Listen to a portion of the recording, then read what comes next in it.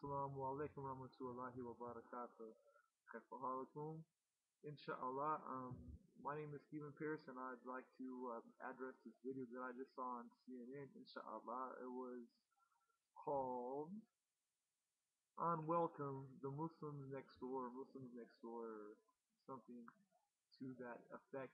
Anyways, it was about this Muslim community in Freesboro, Tennessee, that wanted to create a mosque in the community, and the people within the community, all evangelical Christians, I might add, wanted to prevent the Muslims from having this community, saying that they wanted to build some type of training center or whatever, what they were insinuating.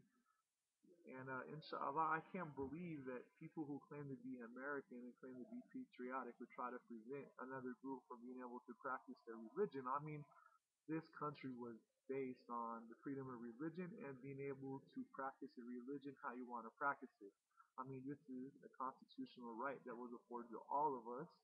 And just for a little bit of a fact, there was a person named Muhammad Ibn Arabi, who actually signed one of the original documents.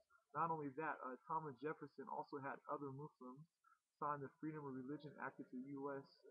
Had did during our founding. So there was definitely known that Islam was in existence at the time. They were referred to as Mohammedans, and there was definitely representative for Muslims for this Freedom of Religion Act. And if you don't believe me, the copy of this is in the Library of Congress. There is also um, an, a Sequoia chief whose name I believe was also Muhammad, that actually signed a treaty with the Americans, and he had an Arab name.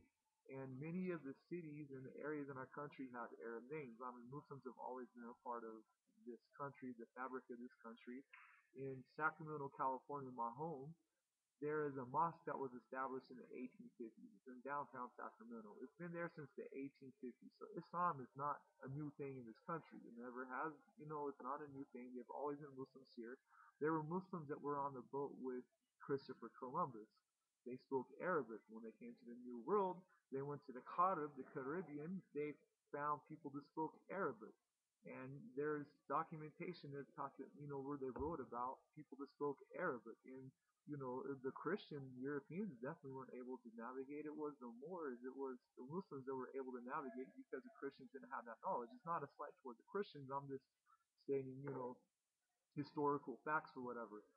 Now, I think that it's the people that are claiming to be patriotic are really trying to overwrite the Constitution and be very fascist in that they're trying to force their opinions and their ways on other people. That lady, Sally Wall, whom in the video said that she's never been invited to the mosque and they've never invited her, that no one's ever made contact with each other, I'm very certain that if she was to contact that mosque in Tennessee, that they would a letter come to the mosque with open arms. Every mosque that I'm familiar with, they have what's called what is called open houses, and they invite non-Muslims, to the community to come. But I mean, non-Muslims are allowed to come to a mosque at any time.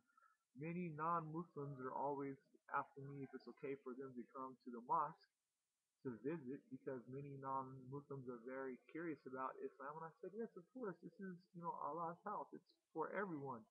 So, I mean, people need to understand that Muslims are not going to bite you. They're not terrorists. We're peaceful. You're actually going to probably be treated with hospitality. And Sally, I would imagine that Muslim hospitality will rival Southern hospitality. So if you want to take my challenge on that, go to the masjid and find out if the Muslim hospitality is not equal to or excel Southern hospitality. I have family from the South, so I know the difference between the two, and I think that there is no comparison and no difference, even though I love the South. But I'm from the West Coast. But that's neither here nor there. Now, I would also like to say that I can't believe how many people have these misconceptions about Islam. Islam is a peaceful religion. Islam comes from the term salam. Salam means peace, and Islam also comes from the submission. And Islam really means achieving peace through the absolute submission to Allah. Allah means the one God. And the word Allah is actually used in the Christian Arab Bible as a reference to God. So I think that this is an important uh, point to this is an important fact to point out to the people that are actually listening to this. And I really don't have so much to say except for that I'd like to challenge everyone that was in that DVD to a debate. I would like to talk to them about Islam, or I would like to talk to them about the nature of the Trinity, or whatever else they'd like to challenge me to a debate on. I mean, not only am I, a little bit about myself. I'm in the honors program at Weber State University. I'm about to get my bachelor's of integrated studies in less than a month in sociology, anthropology, political science. I'll be attending Harvard to get 2 graduate degrees. I start in June. I will be getting my graduate degrees in international relations and Middle Eastern studies, inshallah. I've been a Muslim for 13 years. I studied under some of the top Muslim scholars in the world, and I grew up. But before that, I grew up going to a Christian school in the Assembly of God Church. So, I mean, I was actually going to become a pastor before I became a Muslim. But, at the church, they told us there was inconsistencies in the Bible. Go to the churches that had a lot of congregations so you make more money. I mean, this is the type of stuff they were teaching people that were actually going to become Christian pastors. So, I mean, they know that their religion is based on falsehood, but it is what it is. Alhamdulillah, I found the religion of Islam is al-Haq, and I would definitely love to continue this conversation another time, inshallah.